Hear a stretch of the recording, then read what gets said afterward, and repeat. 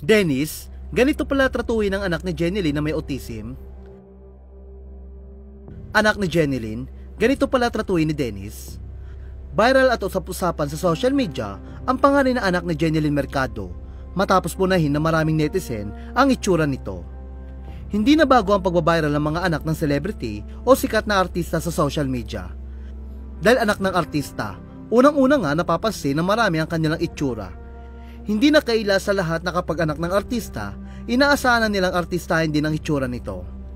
Ngunit marami nga ang tila na dismaya na makita nila ang pangalan na anak ni Jenilyn na si Jazz. Si Jazz ay anak ni Jenilyn sa pagkadalaga o bago pa sila ikasal na kapuso actor na si Dennis Trillo.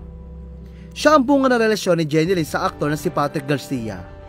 Kamakailan nga ay pinasilip ni Jenilyn sa kanyang TikTok video ang pagbabanding nila ni Jazz.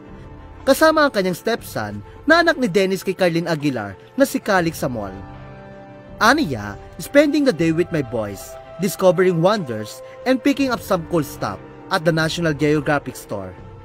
Ngunit bukod sa kanilang pinamili, unang napansin nga ng netizen ang itsura ni Jazz at maging ang galaw nito.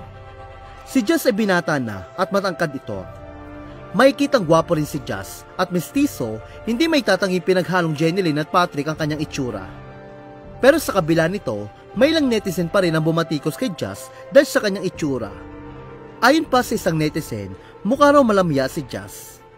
May isang netizen din ang diretsang nagtanong kung may depresya ba ang anak ni Jenilyn dahil sa asta nito. Samantala, hindi naman pinalagpas si Dennis sa mga pangungutya ng netizen sa kanyang stepson. Sinupalpal ni Dennis ang isang netizen na nagkomento na parang may autism ang anak ni Jen. Ani Dennis, may problema po ba kayo sa may autism? Sinupalpal din ni Dennis ang netizen na nagkomento na malamya si Jazz. Ani Dennis, wow, hiyang-hiya naman ako sa pagmumukha mo. Lingid sa kaalaman na marami, noong 2022 ay ibinunyag ni Jenilyn sa isang panayam na na-diagnose si Jazz na may ASD o Autism Spectrum Disorder.